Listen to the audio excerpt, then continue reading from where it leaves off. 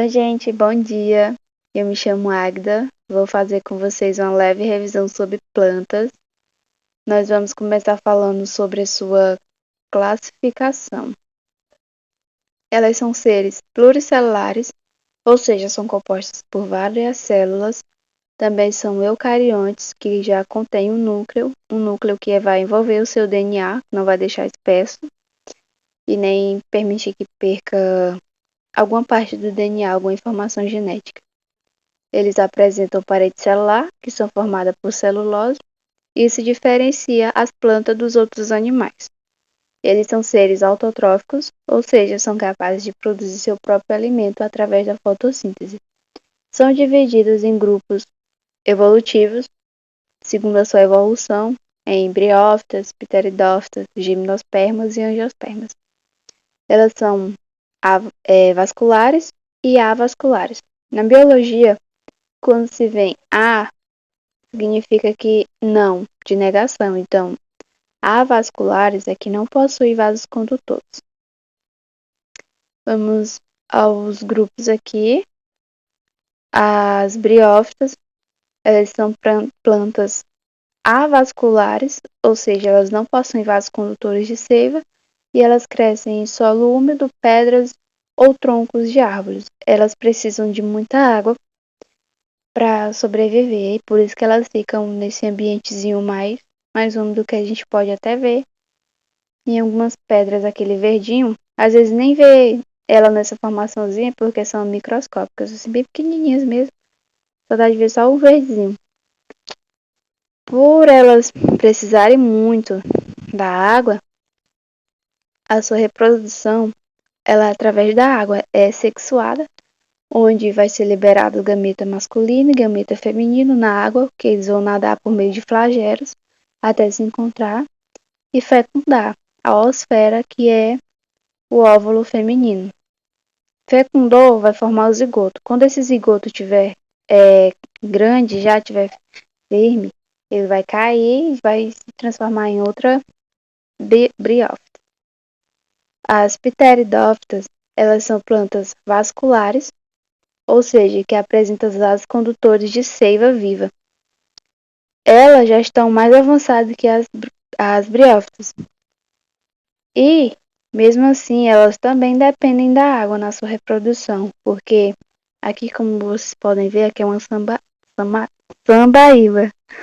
Elas, quando estão no seu período reprodutivo, elas vão ter uns pequenos pontinhos pretos, umas bolinhas pretas nas suas folhas, que essas bolinhas elas vão cair na água e vão ser levadas até o gameta, ou feminino ou masculino, e vão fecundar. Quando fecundar, vai gerar outra planta. As gimnospermas, elas já são mais envolvidas que as pteridófitas. São plantas vasculares também, possuindo o vaso condutor de xilema e floema. Também são conhecidas por uma importante novidade evolutiva. As sementes, ela já possui semente, porém, as sementes dela a gente diz que elas são nuas, ou seja, são expostas. Um exemplo é o pinheiro aqui.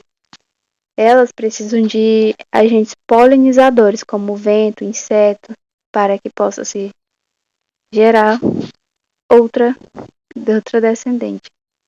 As angiospermas, elas já têm como principal característica a presença de flores completas, onde encontramos as estruturas reprodutivas das plantas que vão gerar frutos. Elas também são vasculares, possuindo os vasos condutores de seiva. A importância das plantas são que elas produzem matéria orgânica, que nutre a maioria dos seres vivos. Ela também realiza fotossíntese e através dessa fotossíntese vai gerar oxigênio e esse oxigênio vai possibilitar a respiração de outros seres vivos. Como acontece a fotossíntese? Bom, aqui tem um esqueminha. A fotossíntese ela vai ocorrer no cloroplasto, onde esse cloroplasto vai conter a clorofila.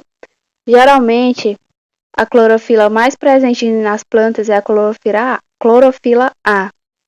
Ela é responsável por dar pigmento e também pela fotossíntese.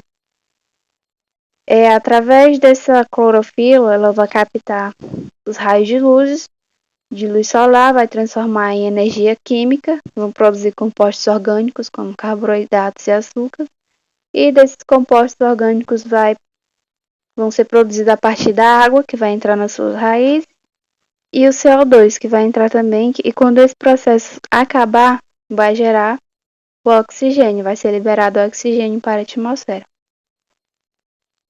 Os cloroplastos, como eu já falei, ocorre a fotossíntese, eles contêm clorofila A, B, C, entre outros, e carotenoides, que vai ajudar nessa parte de absorção da energia solar.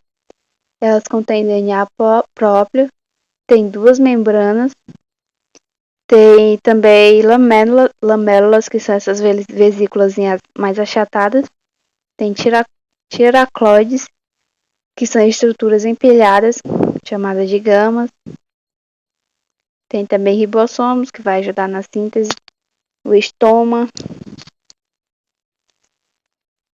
A raiz, sobre a histologia vegetal. A raiz, ela vai ser formada nesse formato aqui. Nós temos a coifa, que a coifa ela vai proteger a raiz contra os atritos.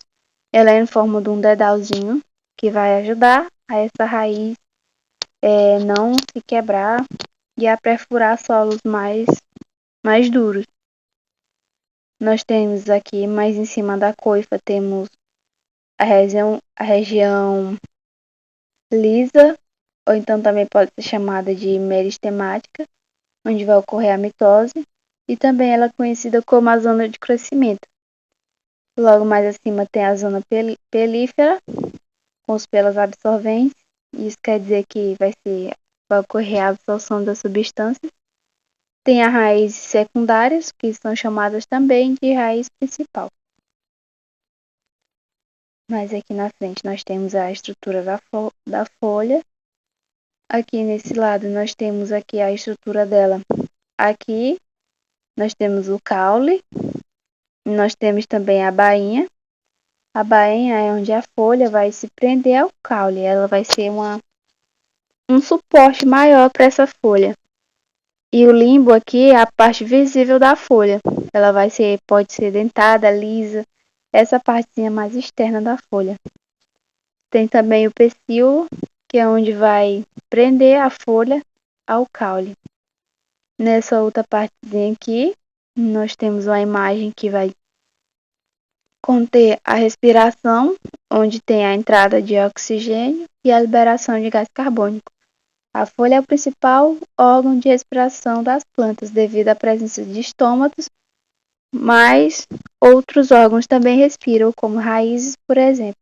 Na respiração vai acontecer o seguinte: vai ser utilizada a glicose com oxigênio, vai ser quebrada, transformando em ATP, e depois disso vai ser liberado o CO2.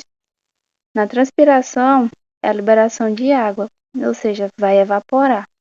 Se vocês pegarem um galinho qualquer e colocar dentro de um saco plástico e tampar, vocês vão ver que logo vai começar a aparecer tipo um suorzinho no saquinho ali, a transpiração. Aqui nós temos entre a folha, o pecíolo e o caule, nós temos o nó, ou então a gente também chama ele de gema. No outro slide vai estar bem explicadinho. E aqui tem a imagem da fotossíntese, onde vai entrar o gás carbônico e vai ser liberado o gás oxigênio, diferente da respiração. O caule. O caule ele vai servir de sustentação e transporte de substâncias. A raiz ela vai servir como sustentação, absorção, condução de substâncias. Em alguns casos elas também podem ser tuberosas, que vai armazenar energia, como batata, cenoura. E aqui do caule nós temos aqui os nós, que é também chamado de gema, e o espaço de um nó ao outro a gente chama ele de entrenó. E mais acima a gente tem a gema apical. Ou seja, se você tem uma plantinha e não quer que ela cresça muito para cima, você vai ver aqui onde tem a gema e você vai cortar. Se você não quiser que ela cresça muito para o lado, você vai cortar da gema axilar, essa aqui lateral. Tem aqui um esquema da flor também. A flor ela é a parte reprodutiva da planta. Nós temos o androceu, que é o masculino, e o gineceu, que é a parte reprodutora feminina. Qual a diferença? Bom, no androceu vai ter as antenas, onde vai conter o pólen, vai ter o filete, pétala normal, tem o receptáculo, e as sépalas. As sépalas, elas são uma pequena parte, como se fosse uma pétala falsa, a pétala falsa, quer dizer, que vai proteger essa pétala. E no gineceu tem o estigma, que é onde vai entrar o pólen, vai passar pelo estilete e vai cair no óvulo. Tem o ovário e aí vai acontecer a fecundação. Nas angiospermas ocorre também a dupla fecundação também. É para formar o fruto. E aqui nós temos o fruto, que é responsável pela dispersão e também pela perpetuação da espécie. Nós temos aqui um exemplozinho do abacate. O epicarpo é a parte mais externa do fruto, que é chamado de casca.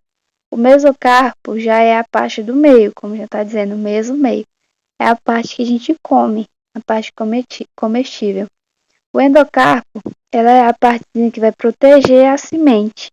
Aquela partezinha que a gente tira, ela vai estar protegendo a semente, e aqui tem a semente que vai ser dispersada por nós. Tem vários tipos de dispersão de frutos. E é isso. Espero que todos tenham compreendido um pouco. Caso tenha alguma dúvida, pode entrar em contato comigo no WhatsApp. Meu número está disponível lá no grupo, pode ficar à vontade. Se eu não responder na hora, mas não se preocupe que eu vou estar respondendo, porque também eu vou estar em aula, mas estou à disposição.